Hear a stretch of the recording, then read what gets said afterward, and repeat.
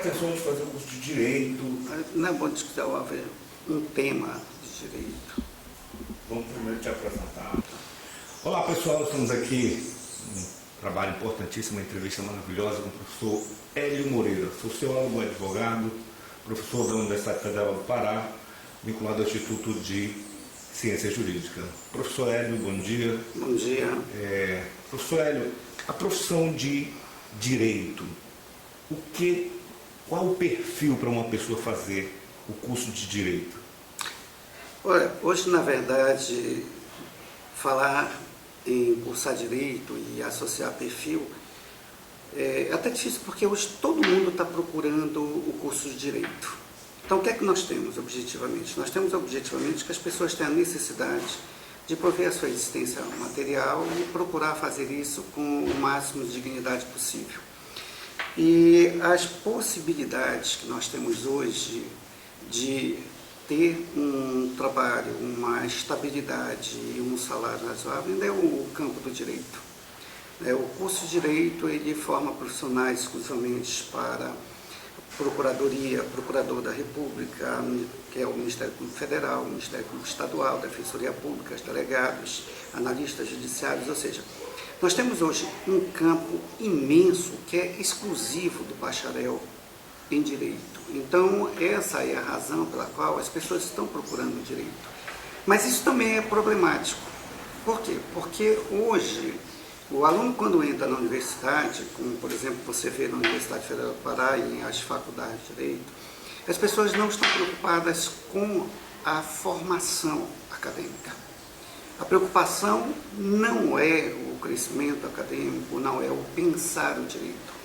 É uma visão pragmática, quer dizer, é o que o Koski chama de praxis utilitária, ou seja, eu ingresso na universidade, mas ingresso na universidade com uma finalidade específica. Qual é?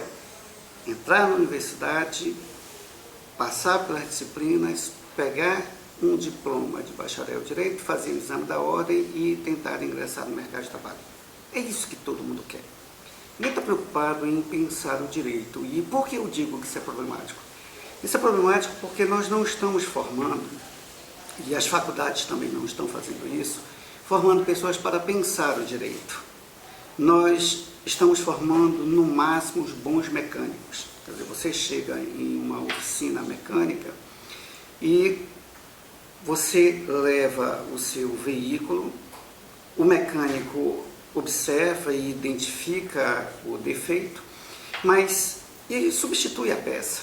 Mas ele é incapaz de pensar um motor mais novo, um motor diferente, um motor com material mais leve, um motor que tenha mais potência, consuma menos combustível. Por quê? Porque, na verdade, ele não foi preparado para pensar essa engenharia que envolve um motor de um veículo. Não, ele na verdade foi preparado para trocar peças. Então, é isso que está acontecendo nas faculdades de Direito. Toda a formação ela se dá com base em manuais. Os alunos têm uma educação volátil, que são capazes de fazer provas e até obter excelentes, e os concursos, o exame da ordem tem um efeito devastador nesse sentido.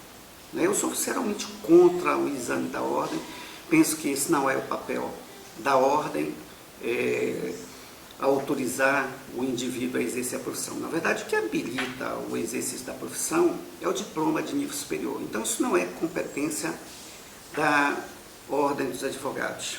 Outro ponto que é importante observar é que nós não precisamos mais hoje de 5 anos para um curso de Direito. O que define a qualidade profissional não é o tempo de permanência na universidade e o número de disciplinas que o aluno cursa. Hoje, com o volume e a velocidade da informação que nós temos, o que nós precisamos para formar bons profissionais é, primeiro, ensiná-los a onde buscar o conhecimento e o que fazer com este conhecimento. Ou seja, é uma aprendizagem significativa e não essa aprendizagem volátil e mecânica que são reproduzidas nas universidades.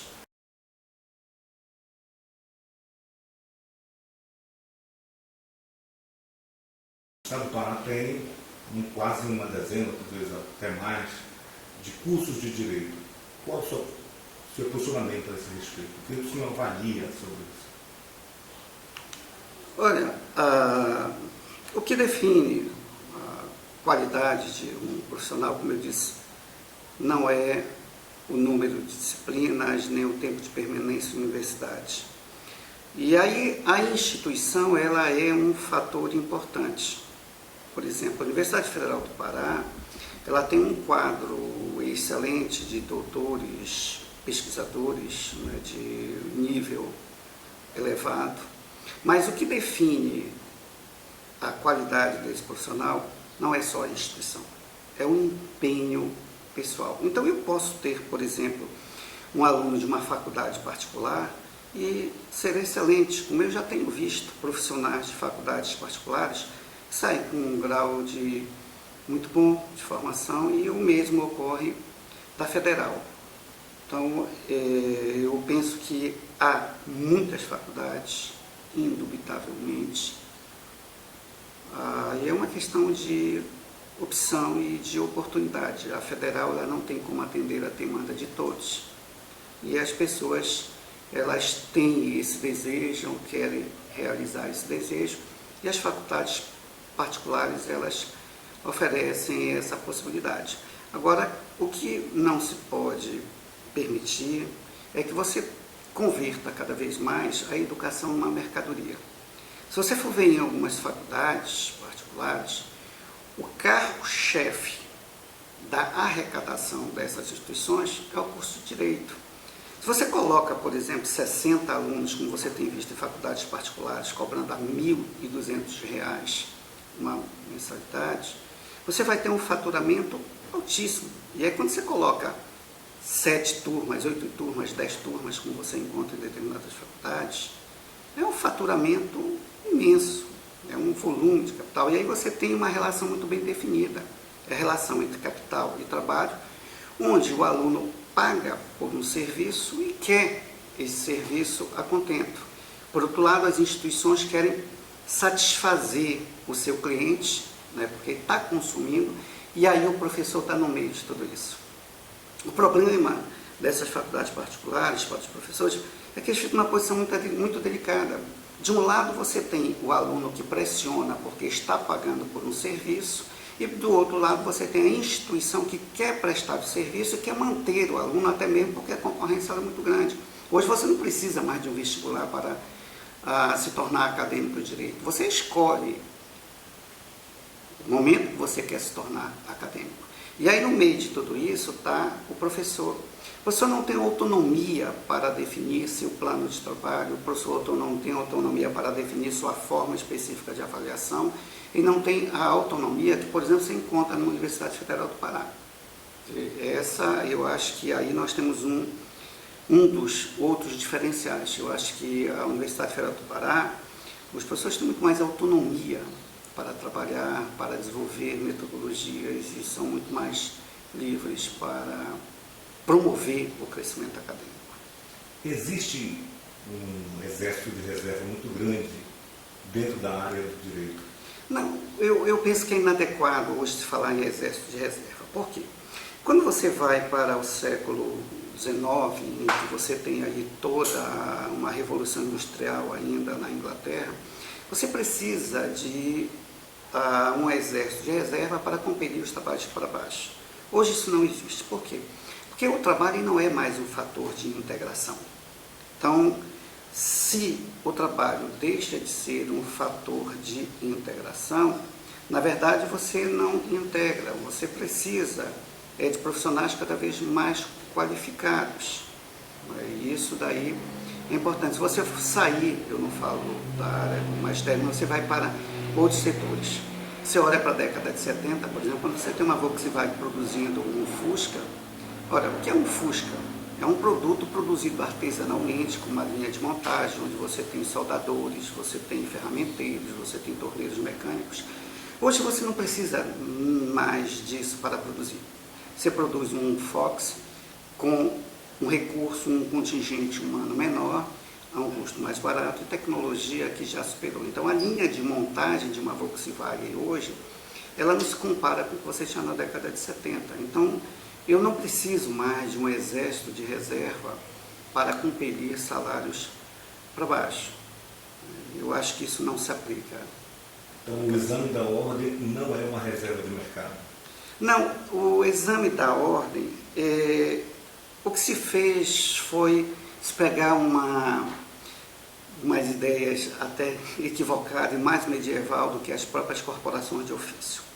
Quando você vai para as corporações de ofício, para você se tornar um mestre, você tinha que apresentar um trabalho com qualidade. Um trabalho que demonstrasse que você estava habilitado a realizá-lo com qualidade. Então eram os mestres das corporações. Hoje não. Na verdade, o que existe por trás do exame da ordem é um grande mercado. Você vê que muitas faculdades hoje elas já estão mesclando e tendem a mesclar cada vez mais e fazer associações tipo concurso LFG, concurso da Madre de Jesus, onde você já faz um tipo de preparação a misto, presencial e à distância, onde você já faz nos últimos anos o preparativo para a OAB. Isso é terrível. O exame da ordem ele tem um efeito perverso e devastador na formação do aluno, porque o aluno não está preocupado, principalmente nos últimos semestres, ele não está preocupado em pensar o direito, está preocupado em o seguinte, se preparar para aquelas pegadinhas da prova da ordem. Isso é terrível para a aprendizagem. Você tem o reforço de uma aprendizagem mecânica e que não ajuda nem o acadêmico a pensar o direito e não contribui para o direito enquanto campo do conhecimento que precisa ser repensado. O profissional que forma um bacharel em direito, além da advocacia, em quais outras áreas ele pode atuar? Eu diria que, paralelamente à medicina, você tem um campo muito vasto, a área do direito ela oferece um mercado, um leque de opções muito grande. Só, para exemplo, delegado. Aí você tem delegado da Polícia Civil, Polícia Federal. Procurador da República, que é o Ministério Público Federal. Você tem juiz federal, estadual. Você tem o Ministério Público Estadual. Você tem a defensoria. Você tem analista judiciário que exige que seja graduado em bacharel em direito. Então, fora que um dos campos em que o profissional liberal pode ter um bom rendimento é a área do direito. Então, é um leque muito grande e quase todos os outros concursos de nível médio acabam tendo alguma disciplina do direito, seja direito administrativo, seja direito civil, sempre há alguma área do direito. Ou seja, na verdade, é por isso que o pessoal está procurando muito o curso de direito. A procura ela aumentou muito em razão da necessidade de se incorporar ao mercado de trabalho e principalmente concursos públicos, né? Porque você tem a estabilidade, né? Em uma sociedade cada vez mais instável, em uma sociedade onde você tem uma tecnologia que se desenvolve cada vez mais e que nega essas relações de produção, que tende a produzir cada vez mais acentuadamente o desemprego estrutural, as pessoas buscam a estabilidade. E o direito é o campo que permite, né, a esse profissional ter um emprego com salário bom e com estabilidade e segurança, que é o que todos procuram. E com todas as dificuldades, hoje ainda vale a pena você fazer o curso de Direito? Sempre vale. Eu penso que Direito não deveria ter somente nas universidades. Desde o ensino fundamental, o ensino médio, já deveria ter Direito. É inadmissível você ter um ensino médio onde as pessoas não têm consciência de seus direitos. As pessoas não sabem nem o que é cidadania. Cidadania é reduzido a ter uma carteira de identidade, um título de eleitor, uma certidão de nascimento. A cidadania é uma categoria jurídico-política que tem como pilares os direitos e garantias fundamentais, os direitos civis. Nós temos os direitos sociais, os direitos políticos. Isso é ser cidadania, ser cidadão. Então as pessoas deveriam ter em casa todas as residências deste país, deveriam ter uma Constituição e todas as pessoas deveriam conhecer pelo menos o artigo 5º da Constituição Federal e não somente conhecer, mas usar o direito como um instrumento. O Rudolf von Guericke, ele tem um ensaio clássico que é a luta pelo direito. Ninguém ganha direito. Direito não cai do céu. Não, direito é conquista, é luta.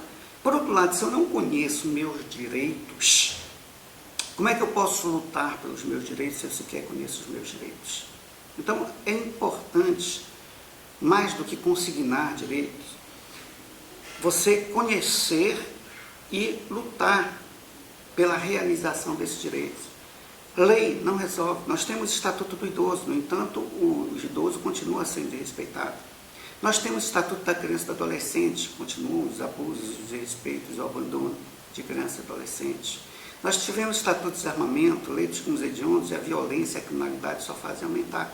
Ou seja, perverte-se o direito e converte-se o direito em um instrumento de resolução dos problemas que não são jurídicos.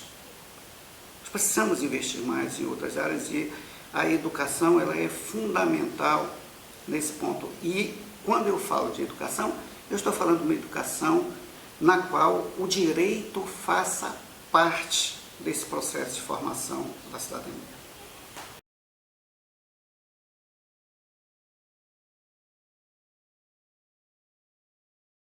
Olha, todo curso de direito ele tem como vigar-mestre fazer isso em qualquer faculdade brasileira. Direito penal, direito civil, são os pilares. Aí vem o processo civil, o processo penal. Uma área que tem crescido muito no interesse é o direito ambiental.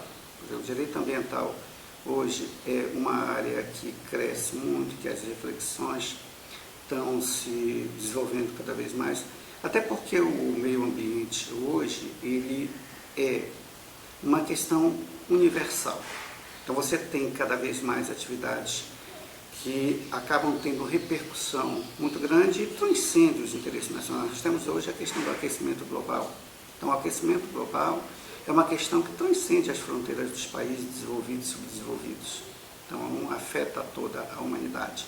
O direito humano continua sempre em moda. Então, nunca saiu de moda os direitos humanos.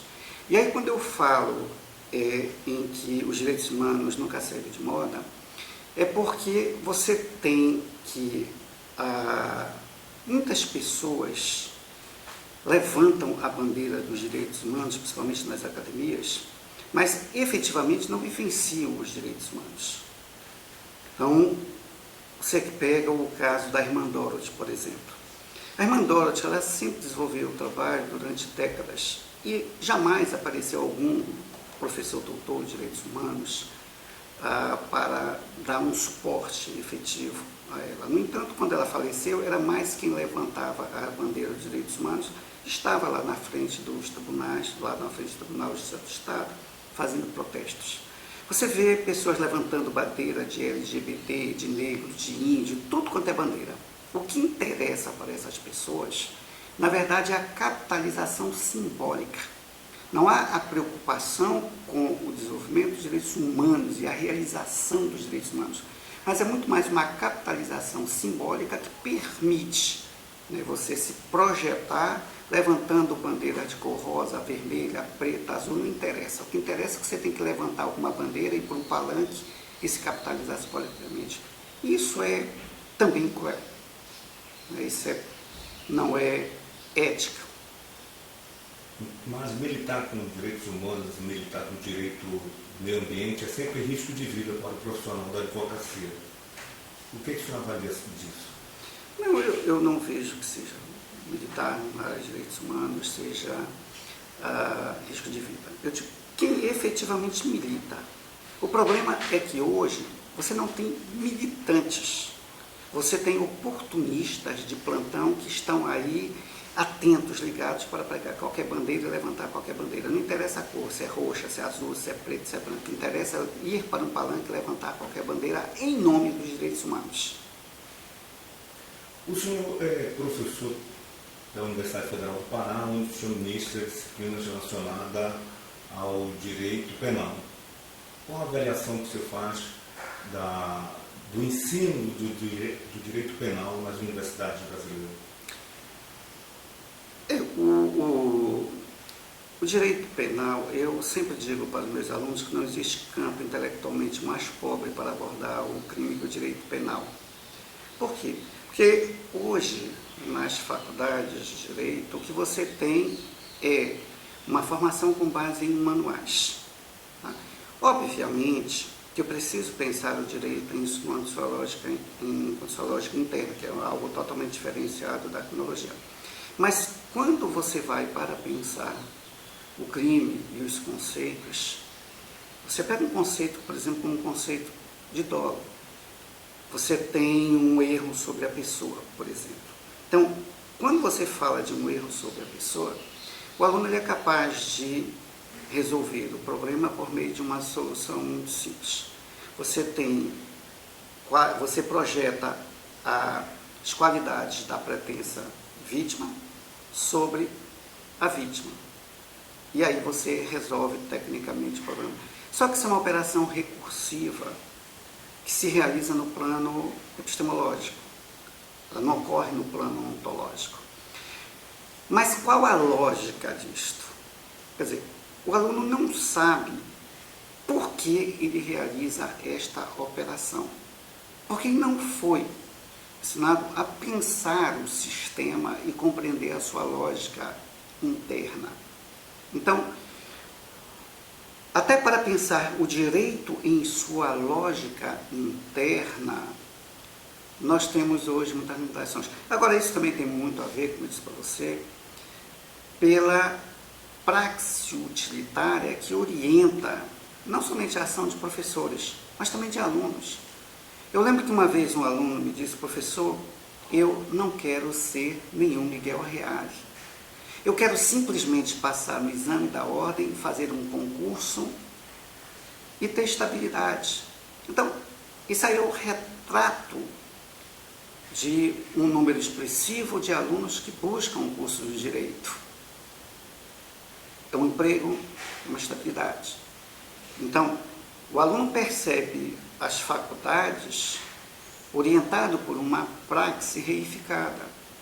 Ou seja, a universidade é útil para eu obter um diploma e depois correr atrás de um emprego. E isso empobrece o direito. No direito penal, então, isso é patente. Outro dia eu estava assistindo, eu vi uns alunos me trouxeram um vídeo de direito penal, onde você tinha uma música para falar sobre erro. E aí você entrou no erro sobre a pessoa. Vejam, você tem musiquinha, você tem manuais, você tem as dicas, você tem... Isso é ruim. E no direito penal, nós temos visto muito isso. Né? As tais das dicas, as pistas, as musiquinhas.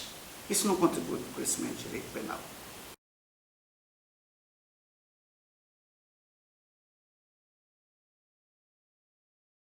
Como está sendo a atuação do STJ, STF, em relação aos precedentes no direito penal? Olha, terrível. Eu acho que quando você vai fazer a análise, agora mesmo nós estamos fazendo um estudo onde nós estamos abordando os precedentes do STF, do STJ, e aí nós definimos já 3 eixos temáticos e vamos trabalhar com o furto, o roubo e o latrocínio. E aí nós estamos trabalhando os 3 temas. Um dos temas que é as vias de fato como circunstância elementar do crime de roubo. O que é que nós temos? O precedente ele é muito importante. Embora o nosso sistema ele seja o chamado civil law, mas ele é muito importante. Por quê? E para mim um grande exemplo de um bom precedente foi o resultante da DPF 54. O que é que nós temos? Veja, nós temos aqui uma gravidez de anencéfalo. Hoje nós já temos tecnologia para perceber e fazer todos os tipos de exames. E aí eu tenho uma hipótese onde a gravidez de um anencefalo, está demonstrado cientificamente que a gravidez e a vida não prosperará mais do que 2 ou 3 dias. E aí o que é que nós temos? Nós temos a grávida que requer a interrupção da gravidez. Nessa hipótese, nós teremos o crime de aborto. E aí você tem uma questão. Como é que fica a dignidade humana da gestante? Você vai impor a ela a extensão de um sofrimento por meses, sabendo ela que aquela vida não prosperará?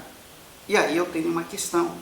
Se você tem interrupção da gravidez, eu tenho um crime de aborto, porque não existe essa hipótese no nosso código. No novo anteprojeto de Código Penal, ela já está prevista. Mas nós não temos lei prevendo isto, e fatalmente você tem um crime. Então aí o que é que nós temos? Veja que quando o STF ele julga a DPF, você tem uma norma, é o que se chama de ratio decidente, ou seja, razão de decidir. Então essa ratio decidente, ela se desprende do caso julgado, ela ingressa no ordenamento jurídico positivo, estabiliza com uma norma com aptidão para produzir consequências jurídicas, ou seja, ela está pronta para desenvolver atividade normativa a casos análogos. E aí, quando eu tenho essa hipótese, eu tenho, quando ocorre, né, a abordagem precedente, eu tenho 3 hipóteses, né, a distinção, eu afasto, a aplicação e a superação. Então, quando você vai para precedente, vamos só ter como exemplo as vias de fato como circunstância elementar do crime de roubo. Nós temos o julgado do Joaquim Barbosa, que deduz seu fundamento de validade de outro julgado do STF, que deduz de outro julgado do STF, e aí você remonta uma cadeia até a década de 80, e ao final você não tem esse fundamento de validade deduzido do direito, mas tão somente de presunções pessoais. E aí, como se trata de um crime normalmente praticado por classes mais vulneráveis, né, às ações repressoras da justiça, não se discute. Você tem a via de fato previsto uma contravenção no artigo 21 da Lei das Contravenções Penais. E aí, quando você vai ver a pena e a diferença entre um furto e um roubo e entre a via de fato, ela é abissal, é gritante. E aí, quando você vai buscar os julgados dos tribunais, em que você vê um paralelo que está se discutindo a via de fato e a lesão corporal, qual é a conclusão dos tribunais? A conclusão dos tribunais é que a via de fato ela não constitui violência à pessoa, tanto que ela não exige qualquer laudo pericial, não exige perícia, diferente da lesão corporal. Então, quando você vai para o roubo e que você converte uma via de fato em circunstância elementar relacionada à violência à pessoa, você tem uma afronta ao princípio da legalidade, porque você expande o tipo. Tecnicamente, a melhor operação a ser realizada aí era a aplicação do princípio da consunção. Quando Wesel vai trabalhar o conceito de dolo, obviamente que nós temos aqui 2 elementos fundantes do conceito de dolo: vontade e consciência. Mas o conteúdo da vontade ele define o tipo em sua forma tentada ou consumada. Por outro lado, esse conteúdo da vontade se estende aos meios empregados, às condutas concomitantes e ao objeto material do tipo, além de sua finalidade. Logo, o que é que nós temos? Nós temos que, tal qual ocorre com a seguinte hipótese: o indivíduo aluga uma arma de fogo exclusivamente com a finalidade de matar alguém. Vai lá e mata. Observe que nessa hipótese ele não responderá por 2 crimes: o porte e o homicídio.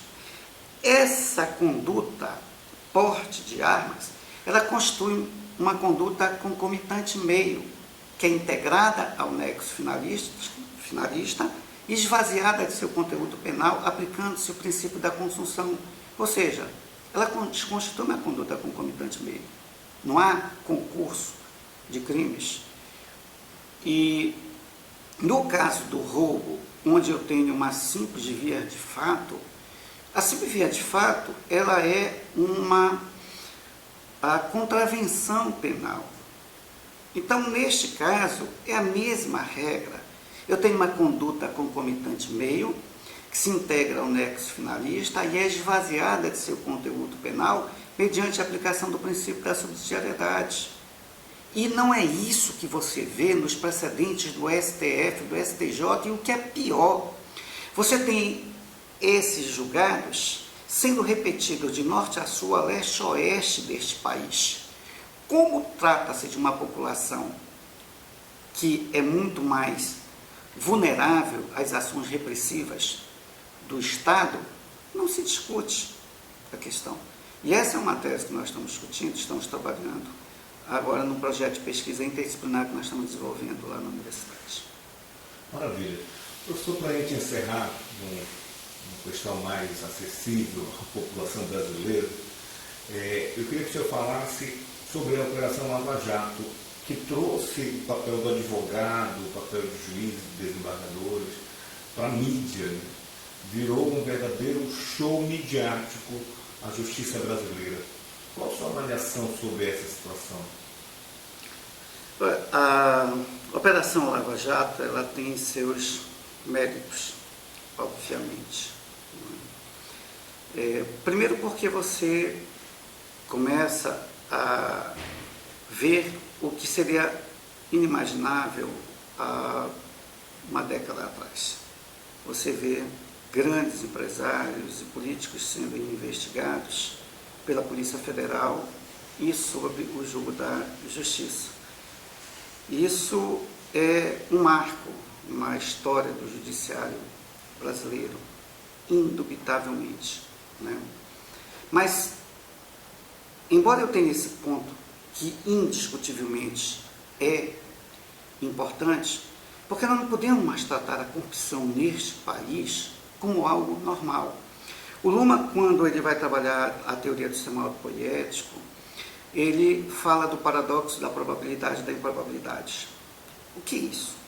Ora, toda norma, ela fatalmente será frustrada. Porque se ela não fosse frustrada, não faria sentido. Mas só que, quando a norma ela é frustrada corriqueiramente, e de tanto ser frustrada, ela se estabiliza dentro do sistema pelo seu grau de funcionalidade. Você vê, o indivíduo encontra uma mala com dinheiro no banheiro de um aeroporto, ele devolve ao seu dono. Este cidadão vira manchete nacional, ainda houve candidato a presidente da República que foi lá se capitalizar e tirar uns dividendos políticos e recebê-lo na presidência da República. Ora, o que significa dizer? Significa dizer que o normal é a frustração da regra. Quando você contrata alguém para trabalhar na sua casa, a primeira coisa que dizem para você, olha, ela é de confiança, olha, ele é de confiança. Quando você precisa de um serviço, você presume que todas as pessoas sejam de confiança. O que você quer é o serviço prestado com qualidade. É isso que você quer. Mas não se destaca em primeiro plano a qualidade do serviço. O que se destaca em primeiro plano, coloca-se em primeiro plano, é a honestidade. Por quê?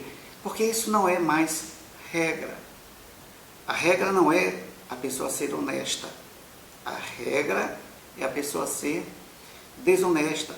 Isso está tão arraigado no Estado brasileiro, nós sequer conseguimos superar o modelo de gestão burocrática. Enquanto outros países já estão superando a gestão gerencial do Estado, nós ainda sequer superamos, ou chegamos com muito mais evidência, uma gestão burocrática.